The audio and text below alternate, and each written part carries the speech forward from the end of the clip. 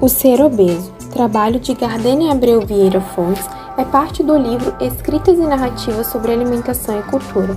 Neste capítulo, a autora destaca os riscos para a saúde que estão relacionados com a obesidade e também ressalta a construção da visão estigmatizada do indivíduo que está em situação de obesidade e todos os fatores que envolvem a construção deste quadro.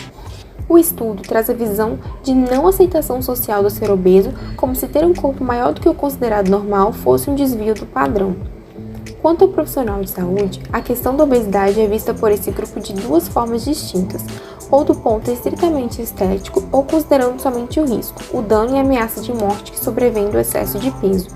Por fim, Gardênia ressalva quanto à complexidade do processo em torno da obesidade e convida a contínua reflexão com conjunção de diversas áreas, a fim de elaborar políticas públicas para abordagem ampla da questão. Sobre o peso das normas, representações sociais do sobrepeso e da obesidade entre nutricionistas e leigas brasileiras, francesas e espanholas. Neste estudo, Maria Clara de Moraes Prata, Priscila de Moraes Sato e Fernanda Baeza buscaram compreender e comparar as representações sociais de obesidade e sobrepeso entre nutricionistas e leigas de 3 nacionalidades: brasileira, francesa e espanhola. Foi possível observar que as categorias de sobrepeso e obesidade foram percebidas negativamente por leigas nutricionistas das 3 nacionalidades. Neste trabalho, ficou evidente a relação entre discursos morais de falta de disciplina e controle emocional com condições de sobrepeso e obesidade. As autoras concluíram que os discursos de profissionais e leigas tinham mais semelhanças do que diferenças e se basearam em julgamentos morais e padronizados influenciados pelas normas socioculturais. Além disso, mostraram que atitudes gordofóbicas podem impactar a percepção dos nutricionistas sobre pacientes com obesidade e o processo de educação alimentar.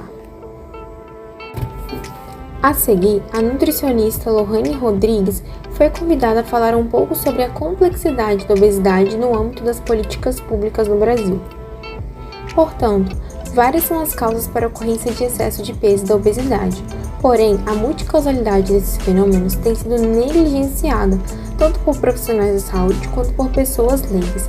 Diante disso, tem-se a necessidade de diálogo constante na formação de profissionais da saúde e na sociedade. Por isso, a construção deste material abordando esse tema de forma acessível e clara, como um alerta à reflexão das práticas e construções educativas em torno da obesidade. Olá, eu sou Lohane Rodrigues, sou nutricionista, sou pós-graduada em Saúde da Família e Comunidade e sou mestre em Saúde Coletiva. Eu queria conversar um pouquinho com vocês hoje sobre a obesidade considerando as políticas públicas de saúde. Começo dizendo que a obesidade ela é uma condição crônica e é uma condição crônica multifatorial e muito complexa, que não reside apenas e não é explicada apenas pelo que a pessoa consome ou se ela pratica ou não algum exercício físico. Quando a gente considera como as políticas públicas estão organizadas hoje, a gente tem ações que estão muito relacionadas apenas a essas duas causas, que são sim causas importantes e que são sim causas que nós, enquanto profissionais de saúde, vocês como futuros profissionais de saúde, merecem grande atenção, mas é importante fazer uma análise crítica para a construção das políticas públicas atuais, porque quando eu considero que a solução da obesidade é apenas comer de forma adequada e praticar exercício físico, eu acabo por anular toda uma construção e todos os aspectos sociais, econômicos, culturais, de gênero, de raça, de classe social, que também influenciam diretamente para o surgimento ou para o agravamento da obesidade. E questões que não influenciam as pessoas de forma igualitária. Então a gente percebe que grupos populacionais são mais vulneráveis que outros grupos populacionais, porque não é, como eu disse, a obesidade não é apenas o consumo de exercício físico, porque esse consumo e essa prática ou não do exercício físico, ela está amparada num contexto muito maior. E aí é uma coisa extremamente importante.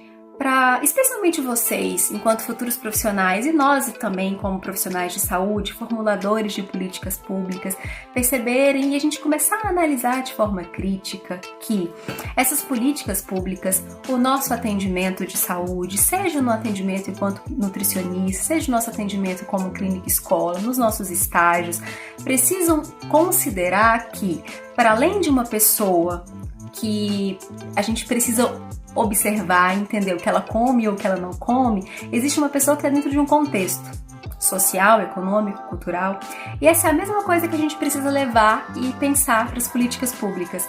Então, políticas públicas que considerem a obesidade precisam incluir na sua atuação não só esses dois parâmetros que a gente já falou, mas outras questões importantes que são fundamentais para a obesidade, para que a gente comece a ampliar o nosso olhar e não simplificar, individualizar um problema como se fosse problema apenas daquela única pessoa, anulando que o contexto que essa pessoa vive também influencia muito.